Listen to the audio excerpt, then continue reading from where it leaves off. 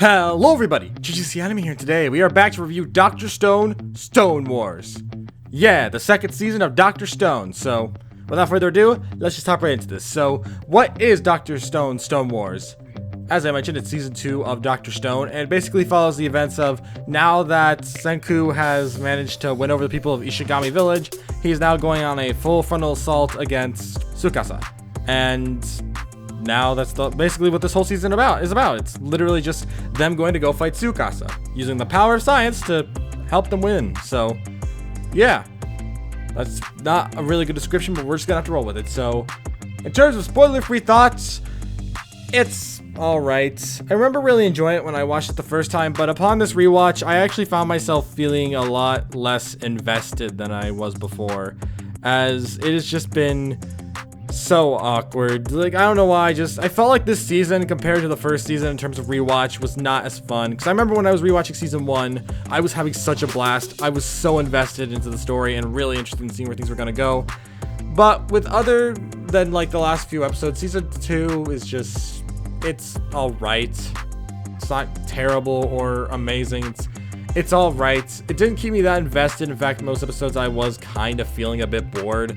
It's not bad, but I didn't really find myself as interested in every single dynamic, even though I do think the last few episodes really brought things together. For most of the season, there was only like a few moments where I could actually say I was thoroughly enjoying myself, and it's kind of sad because I had really fond memories of this season. I thought it was better than the first one I watched it the first time, but honestly, now I think it's just alright. It's not terrible, but I do feel like it could have been better. I think one of the biggest problems with it has got to be the fact of the much more, like, rushed up narrative, where in the first season they took all the time they wanted with the season. They did it at a very slow pace, did a good job kind of slowly explaining things and moving things along. But in the second season, they just rush through everything, just move through everything at a quick pace, getting through everything all the way to the end, which isn't bad. It flows in a natural way that doesn't feel like too quick, not like season 2 of Shield Hero quick. It does feel like it moves a bit fast, but not too fast. It's just that I found the story to be way less investing than in season 1, where I wanted to see how things would play out. It's not bad, but definitely could have been better. The animation for the most part was solid. I can't really comment on animation because it's very rare I ever talk about it. So moving on past that, the show definitely isn't terrible, but I do find Stone Wars to be a bit less fun than the first season. I haven't seen the thing that came after it, which is the next Dr. Stone thing. I haven't watched that yet, the like big special. I haven't watched that, but I hear it's canon, so I'm probably gonna check that out. And yeah, honestly, compared to the first season, I definitely didn't find myself enjoying this as much, and that's probably just thanks to the fact that the story was a lot more focused on actually telling a story rather than just going through the different sciences and having them slowly build up to everything. So I guess just this season felt a lot more weirder due to the fact that the first season was around 24 episodes, whereas this season was only 11. But yeah, that's all I can really say without really spoiling too much. So we're just gonna hop into the spoiler section now. Here's a timestamp to when the spoiler section is over. If you have seen Dr. Stone Season 2, I'd recommend sticking around to hear my thoughts. But if you haven't, you should skip to the end so you don't get spoilers. But again, if you have seen it, stick around because you might hear something you'd like to hear my opinion on. So yeah, without further ado, we're going to count up from 5 and enter the spoiler section. 5, 4, 3, 2, 1. Okay, so what I mean by I didn't really think this season was that investing is most of it is just like a recruitment mission and slowly kind of building things up, but not slowly in the sense of like season 1 where they were slowly gathering everything together and getting a move on things. This is more in the terms of slowly, as in they explain things and they just zip on to the next thing, just kind of move things along, and it's not bad, but it definitely could be better. Like, I remember how they talked about making a car. I'm pretty sure they literally made the engine for it within the same episode they started talking about it.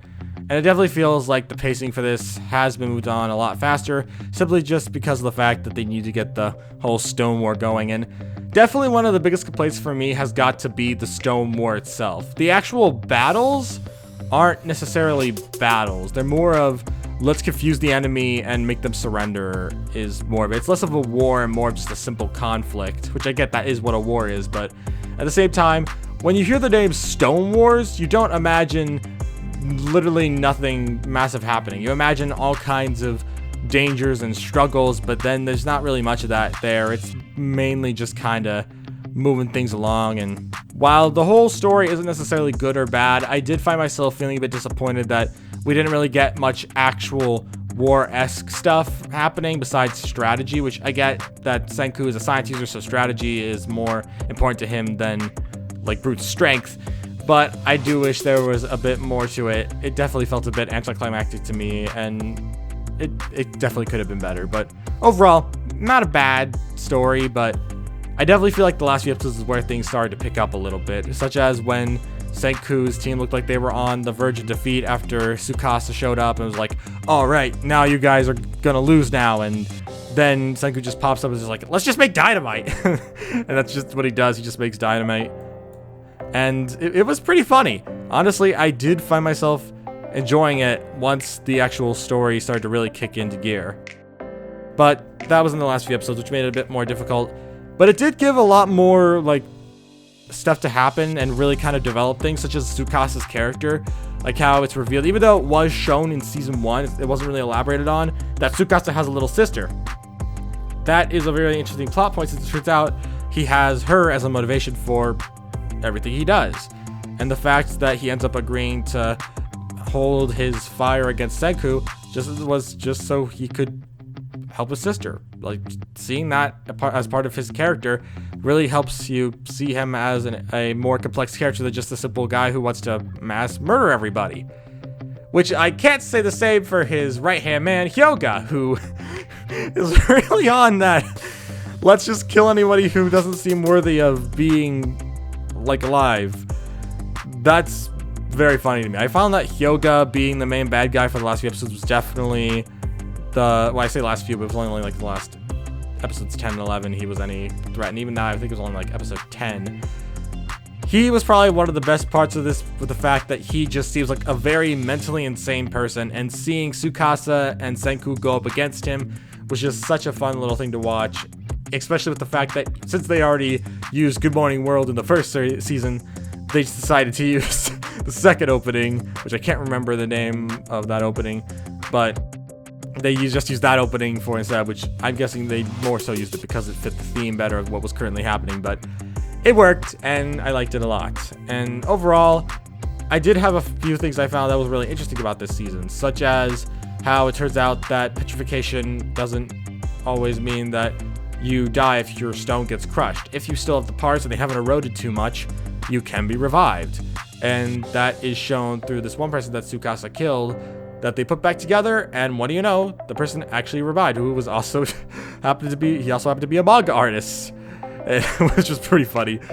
But yeah, there were moments that I did find myself fairly enjoying things, but for the most part, I wasn't that invested.